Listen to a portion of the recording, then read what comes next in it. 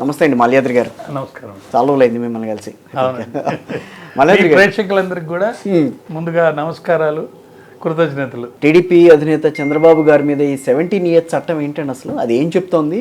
ఇప్పుడు ప్రస్తుతం అసలు కోర్టులో ఏ రకమైన వాదనలు జరుగుతున్నాయి ఆ విషయం మీద?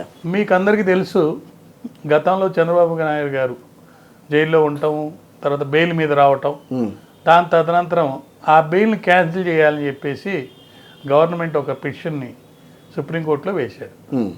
దానికి సంబంధించి ఆ విచారణ 26వ తారీఖు వాయిదా వేశారు. ఓకే, అవును. అది కూడా కారణం ఏదో, అది స్కిల్ డెవలప్మెంట్ కేసులో జరిగింది. అది ఆ స్కిల్ డెవలప్మెంట్ కేసులో ఆంధ్రప్రదేశ్ హైకోర్టు మంజూరు చేసిన సాధారణ బెయిల్ అది. దాన్ని సవాల్ చేస్తూ మరి గవర్నమెంట్ వారు పిటిషన్ వేయటం జరిగింది.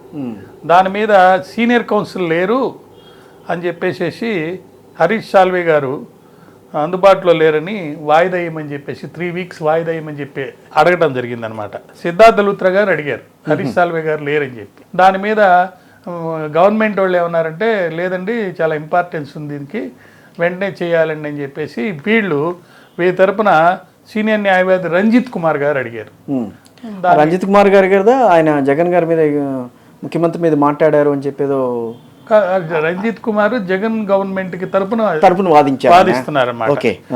ధర్మాసనం ఈ తదుపరి విచారణని ఈ నెల 26వ తారీఖు చేపడతామని చెప్పేసి వాయిదా వేయటం జరిగింది. ఓకే, దాంట్లోనే ఇప్పుడు దానికి సంబంధించి ఆ కేసులో ఏ తీర్పు వస్తుంది అంటే బెయిల్కి సంబంధించి అనేది చాలా ముఖ్యం. అయితే దీనికి కనెక్టెడ్ ఏంటంటే, గతంలో విభిన్నంగా 2 జడ్జిలు, ఒక జడ్జి గారేమో 17A అప్లికబిలిటీ అవుతుందని, ఒక జడ్జి గారేమో అప్లికబిలిటీ కాదని, అప్లికబిలిటీ కాదు కాబట్టి ఈయన మీద కేసు నడపొచ్చని అన్నారు.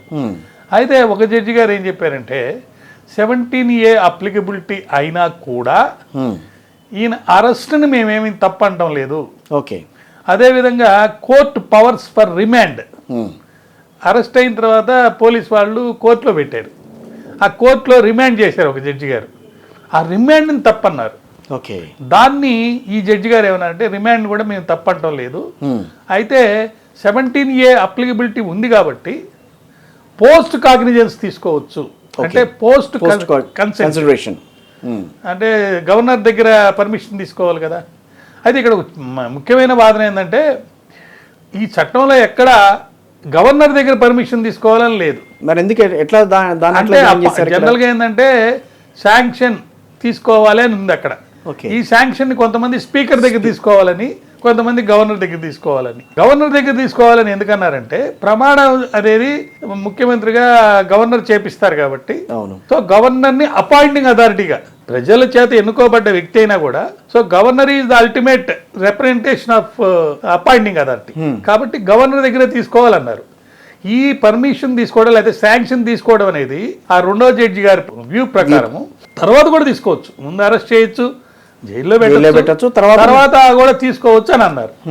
ఇప్పుడు దాని ధర్మలో ఇప్పుడు తీసుకుంటారా లేదా, పర్మిషన్కి వెళ్తారా లేదా?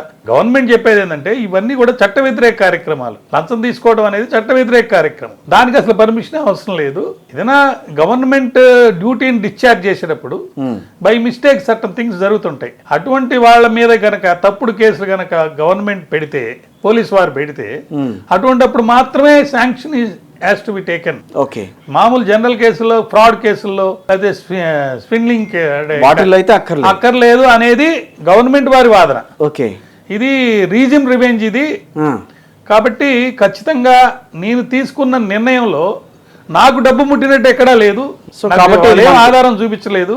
వాళ్ళు ఏదో సమ్ కలెక్షన్స్ పార్టీ చేసింది కాబట్టి ఆ పీరియడ్లో, అది కూడా పెద్ద చూసుకుంటే పెద్ద అమౌంట్ కాదు కాబట్టి ఇవన్నీ కూడా ఈ కేసుకు సంబంధించినవి కాదు అని చెప్పేసి చంద్రబాబు నాయుడు తరఫున వాదిస్తున్నారు.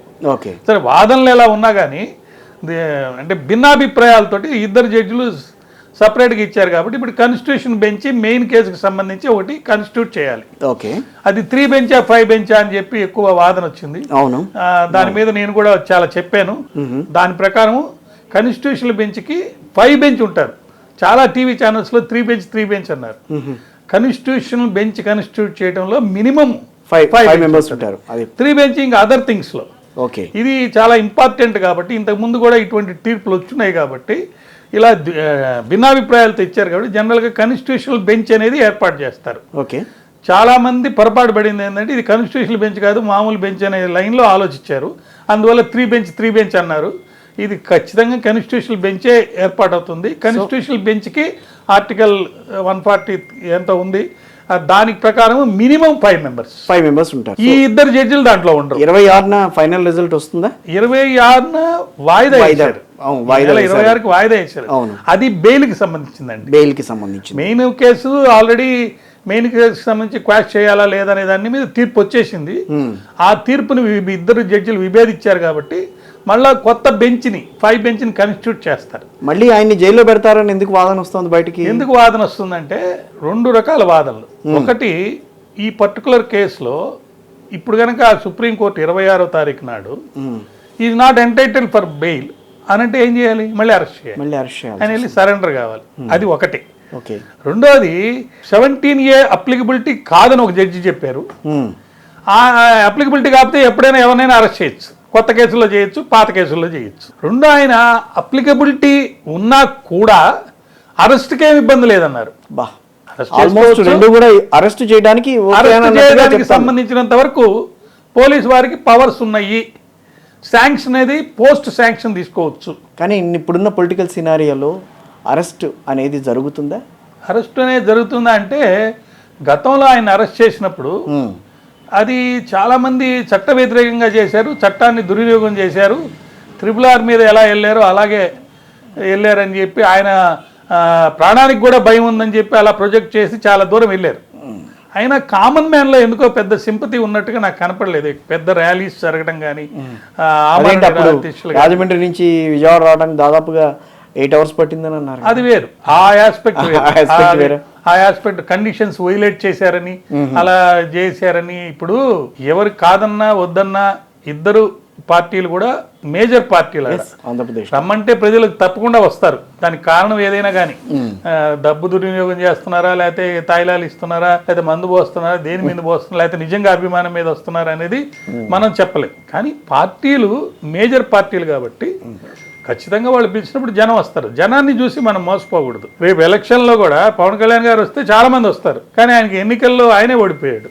సభలకు అటెండ్ అయ్యే వాళ్ళు కానీ ర్యాలీలకు అటెండ్ అయ్యే వాళ్ళని బట్టి చట్టాలు పనిచేయవు. అంటే న్యాయపరంగా ఇక్కడ చంద్రబాబు గారి మీద ప్రాసిక్యూషన్ మళ్ళీ ఇంకా ఫర్దర్ గా జరిగే అవకాశం అయితే ఇంకా ఉంది. అంటే ఇప్పుడు దాకా ఉన్న కేసులు 4 ఉన్నాయి, ఇంకో 2 కేసుల్లో ముందుకు వచ్చినాయి. అవి కాకుండా ఆయన తీసుకున్న చాలా నిర్ణయాలని తిరగదోడుతున్నారు. ఇవి కూడా కాకుండా గతంలో స్టేలు ఇచ్చారు. స్టేల్ బాబు అంటారు ఈయన్ని.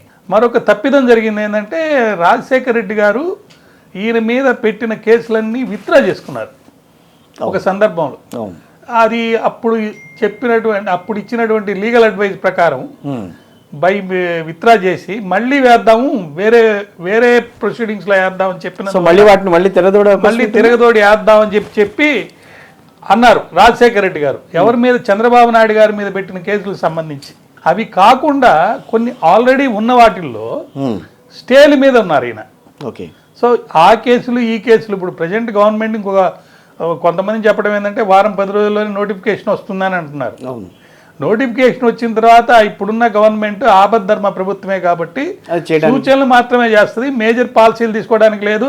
ఈ అరెస్టులు, ఈ కేసులు, ఈ వ్యవహారాల్లో అంత దుందుడుగు చర్యలు ఇప్పుడున్న ప్రభుత్వంలో ఉన్న అధికారులు చేయకపోవచ్చు.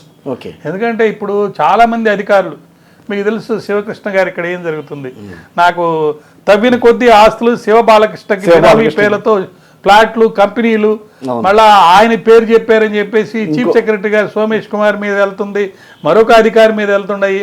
కాబట్టి గవర్నమెంట్ చేంజ్ అయినప్పుడు తప్పిదాలు చేసేవాళ్ళు కొంతమంది ఉంటారు, జాగిలాలు.